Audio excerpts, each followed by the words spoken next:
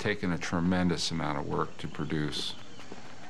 To make something from scratch in the middle of nowhere was an impressive feat. Attention, attention, attention.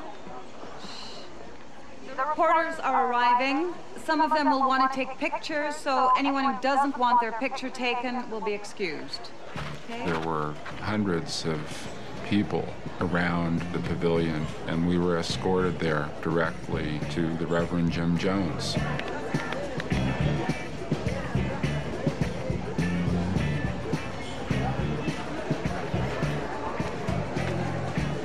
Jim, the gentlemen of the press have arrived. This is Don Harris, NBC News. Nice to meet Jim. Reverend Jones, Tim Ryder, mate. Read many of your stories. I guess you can only print what they tell you. Well, we tried to get your side of the story. Haven't had much success. That's why I'm here. See the mission for myself. Good. A lot of people have found it to be beautiful. Paradise. He was very cordial, but it was still disturbing to see that he appeared weak. What really concerned me was the way he spoke. Mind if I ask you a couple of questions?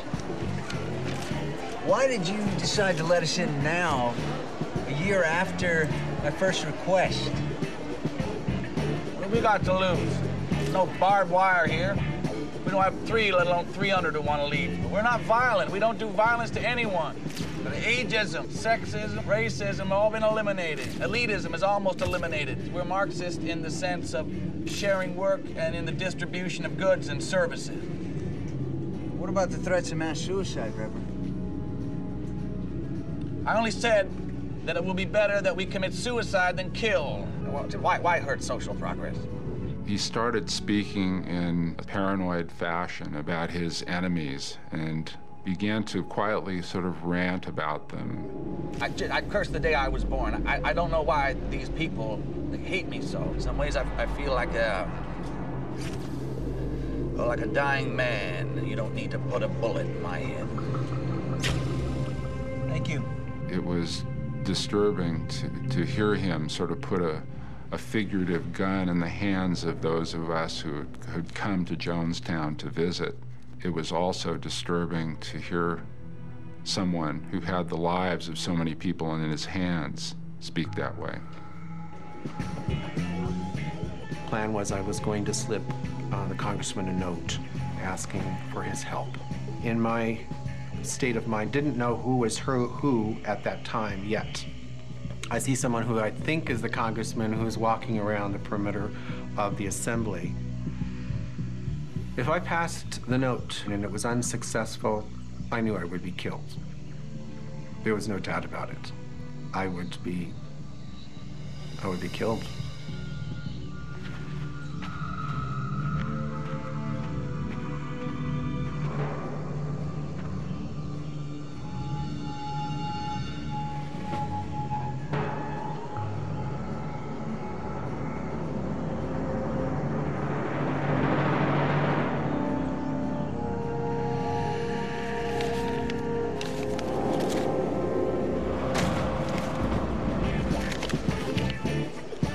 Drop this.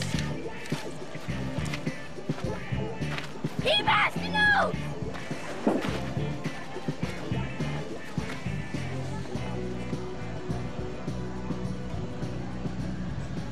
What was that about, Bert?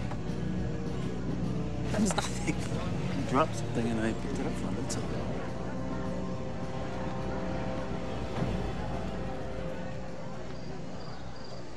And now, everyone, I'd like to introduce you to a very special guest. He has represented many of us who lived in his district back in California, and we'd like for you to say a few words to us.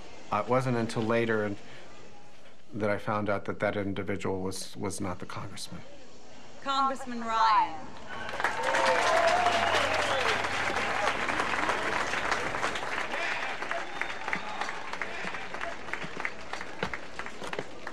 Thank you, Marceline. I'm not used to making public speeches. Yeah, don't give me that here, I guess. I'm very glad to be here. I've already met a former student of mine. I've already met a former classmate of one of my daughters from Mills High School in Burlingame. This is a congressional inquiry. I think all of you know that I'm here to find out more about questions that have been raised about your operations here. But I can tell you right now that from the conversations I've had with some of the folks here already tonight, that no matter what the comments are, that there are some people here who believe that this is the best thing that's ever happened to them in their whole lives.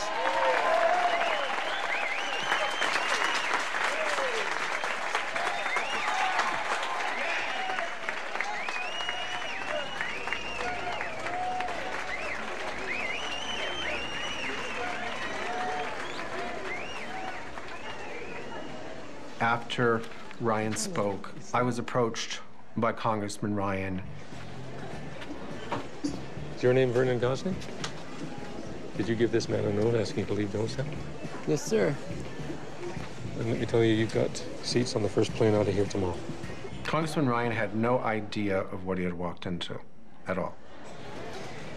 I'm not sure we should wait till tomorrow, Congressman. We've got a lot of work to do here. If you're in danger, you have to know that. We'll be fine. We're under protection of the U.S. Congress. Tomorrow. And it was apparent after talking to him that he couldn't really conceive the level of danger that he was in. On that Saturday, the last day, I wondered just how many other people might want to leave. Thing is, Ryan told me someone else aside from this Vern guy approached him. Wanting out? Yeah, exactly. Morning. Sleep all right? Oh, that was the softest hardwood floor a man could ask for. Marcelyn Jones, who was Jim Jones' wife, took some of us throughout the encampment.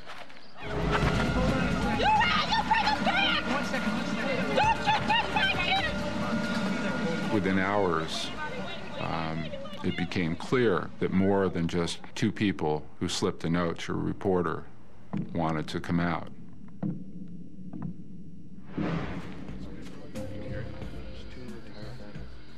There were some entire families who stepped forward and informed the congressman that they wanted to leave with us. I'm all right. I'm just gonna just say goodbye to some. And the tension just radiated out from Jones and those groups of potential defectors. The whole place was paralyzed. Stay put. I'm gonna come have a word with you later, all right? You don't go anywhere right now. I want to talk to you and ask you some questions. I want to talk to him. Why are you doing this? Are you lovers? No. No. Because you can have a relationship here. No, we're not lovers. Don't you talk to any of the reporters, all right? They're liars. They're all liars. You don't have to say anything. Even the ones who lie, they always come back. They always do. Always have a place here. All right? I signed a document that I was leaving my son there of my own free will. I didn't know if I was doing the right thing, and I signed it.